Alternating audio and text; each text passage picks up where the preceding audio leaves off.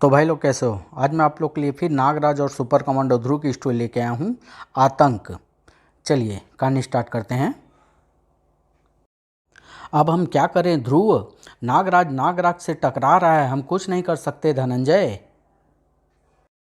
ये क्या हो रहा है, तुम सब चिल्ला क्यों रहे हो। सॉरी दीदी, लेकिन यह तो पढ़ाई का वक्त है, खेल क्यों हो रहा है। उधर देखो ना भारती दीदी, यहाँ पानी की प्रॉब्लम को सॉल्व करने के लिए राज भैया बोरिंग करवा रहे हैं और पथरीली ज़मीन में छेद करने के लिए जो ड्रिलिंग मशीन आई है वह इतना शोर कर रही है कि हम पढ़ ही नहीं सकते। ओह, लेकिन मुझे किस लिए बुलाया है बच्चों, यहाँ पर किसको खतरा है। नागराज, हमने तो तुमको अपने साथ खेलने के लिए बुलाया है नागराज, खेलने के लिए। यह तो तुमने गलत काम किया बच्चों। यह सच है कि बच्चे मुझे बहुत प्यारे हैं, मैं बच्चों के साथ खेलना चाहता हूँ पर उनको खुश देखना चाहता हूँ। लेकिन यह भी सत्य है कि मैं एक क्राइम फाइटर हूँ। अपराध का विनाश करके एक स्वच्छ समाज की स्थापना करना मेरा लक्ष्य है। तुमने मुझे अपना समय बिताने के लिए बुलाया, हो सकता था कि इस वक्त मैं किसी अपराधी से लड़ रहा होता, या किसी इंसान को मौत के मुंह से बचा रहा होता, या फिर कोई और ज़रूरी काम कर रहा होता। हमसे गलती हो गई, हमको माफ़ कर दो नागराज। अब हम तुमको ज़रूरत पड़ने पर ही बुलाएंगे, प्रॉमिस। प्रॉमिस नागराज। तो फिर मुंह लटकाए क्यों खड़े हो, चलो खेलते हैं। या पर हम खेलेंगे क्या, गेम्स रूम की चाबी तो राज भैया ले गए। नागराज तो हम सब की शॉट एक साथ रोक ले रहा है, और फिर कम से कम सर्प बॉल को तो गोल में जाने दो नागराज। इस वक्त बच्चों के साथ बच्चा बने हुए नागराज को देखकर कोई सोच भी नहीं सकता कि ये वो जहरीला फौलाद है जिसे सिर्फ देखकर ही अपराधियों और आतंकवादियों के होश उड़ जाते हैं। सिर्फ नागराज को ही देखता रहेगा पांड्या, या पानी भी निकालेगा। ये 2-in-1 ड्रिलिंग मशीन जरा भी आराम करने नहीं देती, फटाफट ड्रिल कर देती है और फिर गंदा पानी बाहर निकालने लगती है। ये नहीं सोचता कि 2 दिनों का काम एक दिन में हो जाता है, हर वक्त गलती ही। अरे पानी आना बंद हो गया, कुछ गंदगी फंस गई होगी। सेक्शन मशीन का प्रेशर बढ़ा रहा हूँ उस्ताद, लेकिन फंसने वाली चीज़ बहुत मोटी है, टाइम लगेगा। ये क्या फंसा हुआ है पाइप में। नागराज, ये कौन सी दुनिया है। नागराज, ये बोरिंग का पाइप फाड़ कर निकला है। पानी के साथ साथ एक अंडरग्राउंड मुसीबत भी ऊपर आ गई है बच्चों, यहीं रहना, मैं अभी आया। इसको छोड़ दे भाई, दुनिया के दर्शन तुमको मैं कराता हूँ। तूने तूने एक मामूली इंसान होकर हंकारा पर वार करने की हिम्मत की। हुंकारा तुझे इसकी सजा देगा, जरूर देगा। ओह किरण, वार कर रहा है, कर ले। ऐसे वार तो नागराज रोज ही झेलता है। अरे अरे, मेरा एक सर बगैर मेरे आदेश के मेरे शरीर से निकल कर यह वार झेल रहा है। पर क्यों मेरे आदेश पर नागराज, और तुम्हारी क्यों का जवाब तुम्हारे सामने है। अभी यह हालत तुम्हारे होने वाली थी, यह जादुई वार था। ओह धन्यवाद सोडांगी, अभी मैं अति आत्मविश्वास के चक्कर में मारा जाता। मारा तो तू जाएगा ही नागराज। तू अपनी मौत को सिर्फ थोड़ी देर के लिए टाल सकता है, हमेशा के लिए नहीं।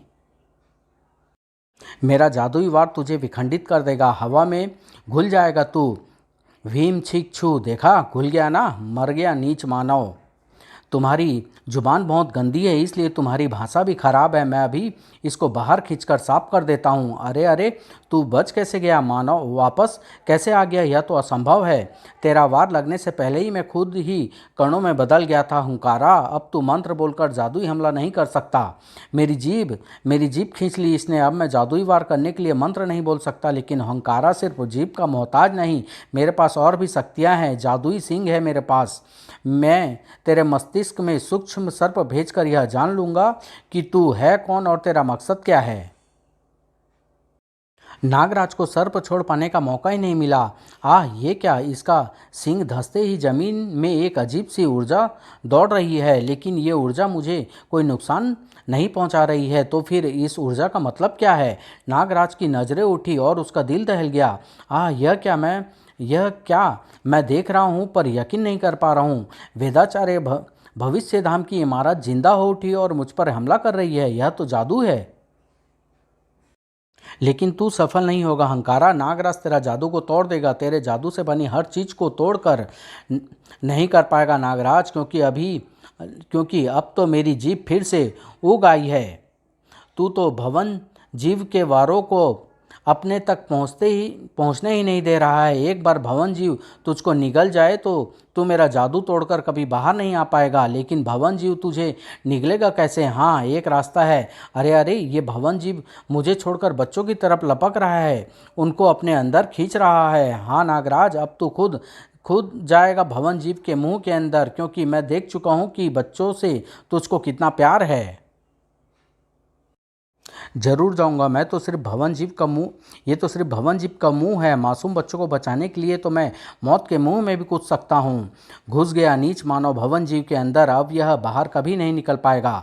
अब मुझे यह यंत्र ले जाने से कोई नहीं रोक सकता। यह भूमिगत जल को निकाल देगा और रक्ष शिरोमणि विभत्सु आज़ाद हो जाएंगे। भाग्य हमारे साथ है, मानवों के साथ नहीं। चल मेरे साथ। नागराज भवन जीव के अंदर मौत से जूझ रहा था। नागराज घबराओ मत बच्चों, मैं आ रहा हूँ। ओह सर, ये मुझे जकड़ रहे हैं। मैं अभी इच्छाधारी शक्ति का प्रयोग करके आज़ाद हो जाता हूँ। अरे, मेरी इच्छाधारी कण इस जादुई शिकंजे के पार नहीं जा पा रहे हैं और 3 पलों के बाद मुझे सामान्य रूप में आना ही पड़ेगा। ये टुकड़े तो मेरे हड्डियाँ तोड़ डालेंगे। उधर बच्चों की कैद का दरवाज़ा भी बंद हो रहा है। अशारीरिक शक्ति के प्रयोग के अलावा और कोई रास्ता नहीं है। ये सरिया मुझसे लिपट तो रहे हैं, लेकिन मैं इनको दीवार से अलग कर दूंगा। अब सबसे पहले बच्चों को इस कमरे से निकालना होगा। इस दीवार पर तो मेरे वार का असर ही नहीं हो रहा है। ध्वंसक सर्प भी बेअसर है। अब क्या करूं? नागराज हमको बचाओ, कमरा छोटा होता जा रहा है। दीवारें हमको पीसने के लिए हमारे पास आती जा रही है। यहाँ पर भी यही हो रहा है। बच्चों पर घबराओ मत, मैं तुमको खरोच तक नहीं लगने दूंगा। क्या करूं? ये दीवार तो हिल तक नहीं रही। जादू का जादू ही काट सकता है। इस जादुई दीवार को तोड़ेगी जादुई सलाखें। नागराज घबराओ मत बच्चों, मैं आ गया हूँ। मैं अभी तुम लोगों को यहाँ से बाहर ले। जमीन हिल रही है नागराज, भवन जीव हिल रहा है। डरो मत बच्चों।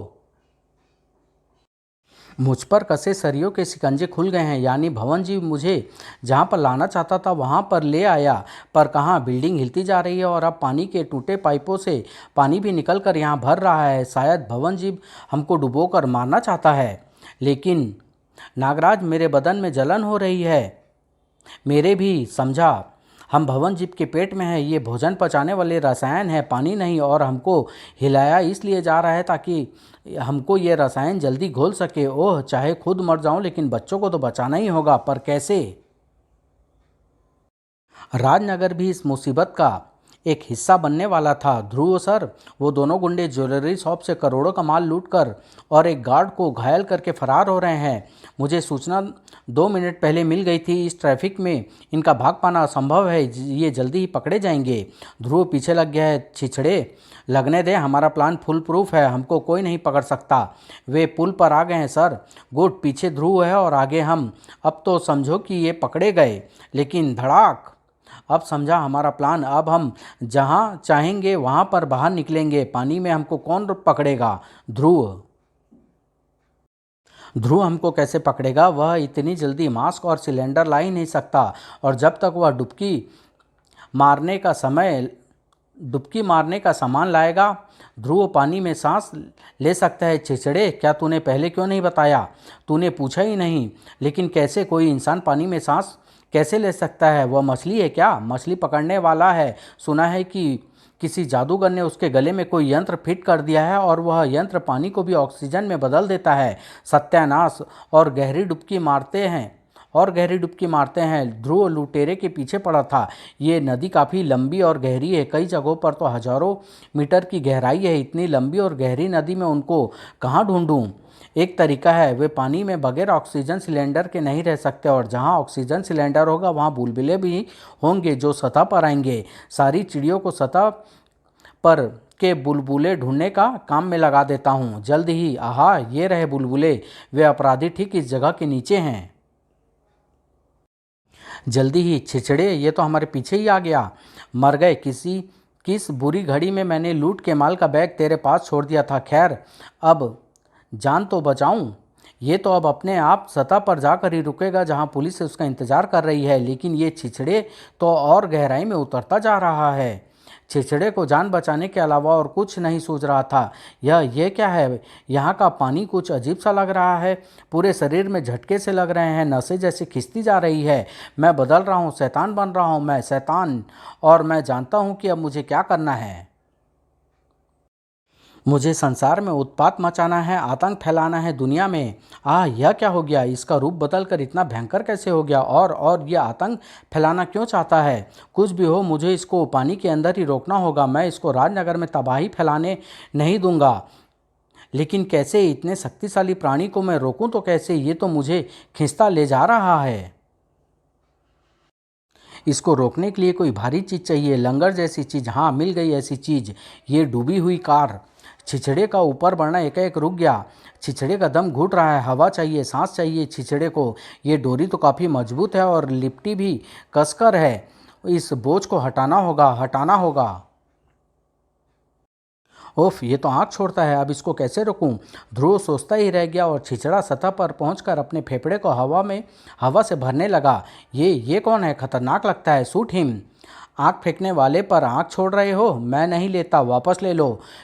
छिछड़े पर आग असर नहीं करती। छिछड़ा ठंड से मर सकता है, कड़कती खून जमा देने वाली ठंड से, जो यहाँ पर है ही नहीं। तूने अपनी कमजोरी खुद ही बता दी है छिछड़े, अब तू नहीं बचेगा। करीम, सुपर कूल लिक्विड का इंतजाम करो और उसको लेकर जल्दी से जल्दी गांधी पुल पर पहुंचो। इस पुल पर तो क्या, अब कोई घर से बाहर ही नहीं निकल पाएगा।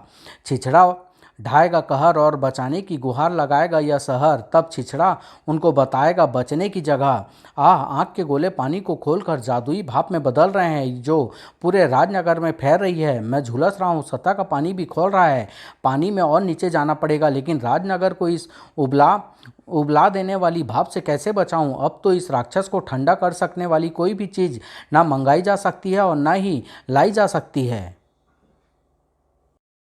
नागराज को भी कोई तरीका नहीं सूझ रहा था। तुम लोग इस सर्प खोल से बाहर मत निकलना बच्चों। ये सर्प खोल खुद गल कर भी तुमको इन रसायनों से बचाएगा और इसके गलने पर मैं दूसरा खोल तैयार कर दूंगा। बच्चों की तरह से अब मैं कुछ देर के लिए निश्चिंत हूँ। अब इस भवन जीव का कोई हल निकालना पड़ेगा। ये भवन जीव इस वक्त जीवित प्राणी की तरह व्यवहार कर रहा है और हर जीव प्राणी को मेरा विष गला देता है। देखो कि मेरे सर्प विष का इस जीवित इमारत पर क्या असर होता है। नलियों द्वारा नागराज का विष पूरे भवन में फैला और पूरे भवन की दीवारें ऐसे कड़कड़ा उठी मानो भवन जीव चीखा हो। हाँ, मेरे विष का कुछ असर तो हुआ है। रसायनों की फुहार निकलनी बंद हो गई है और दीवारें भी टूटने लगी है। हम पर ईंटें गिर रही है। ओफ, ये क्या कर दिया मैंने? भवन जीव का शरीर पानी या इमारत भी गल रही है। अब इसी में हमारी कब्र बन जाएगी। ओफ, अगर यह भवन जीव जीवित ना होता तो शायद यूं गलता भी नहीं। अब क्या करूं? ओह, इस इमारत को फिर से पहले जैसा मृत किया जा सकता है। इसमें जीवन उस सिंक के कारण दौड़ रहा है जिसमें हंकारा ने जमीन में धंसाया था। उसको बाहर निकालने से ये इमारत फिर से आम इमारतों की तरह जड़ हो जाएगी। लेकिन उसको निकालने के लिए मैं यहाँ से बाहर कैसे निकलूँ? ओह, मुझे बाहर निकलने की ज़रूरत नहीं। मैं शहर भर में फैले अपने जासूस सर्पों को संकेत भेजता हूँ। वे उस सिंह को ज़मीन से बाहर खींच निकालेंगे और वैदाचार्य भविष्य धाम की बिल्डिंग फिर से सामान्य हो जाएगी। थोड़ी टूट फूट के बावजूद भी इमारत सही सलामत है। बस बच्चों, खतरा टल गया है, अब हम सुरक्षित है। क्या भूकंप आया था नागराज? भारती, मुझसे ज़्यादा तो इन बच्चों को पता है, तुम इनसे ही पूछ लेना। मुझको उस शैतान से निपटना अभी बाकी है जिसने इस मुसीबत को पैदा किया था। हंकारा गायब है और साथ में वह ड्रिलिंग मशीन भी, लेकिन ज़मीन पर मशीन के निशान साफ नज़र आ रहे हैं। निशानों का पीछा करता हूँ। राजनगर वासियों पर बड़ी मुसीबत टूट पड़ी थी। ओफ, ये भाप कहाँ से आ रही है? सांस लेना तक मुश्किल हो रहा है, सारा शरीर झुलस रहा है। ध्रुव भी असहाय था।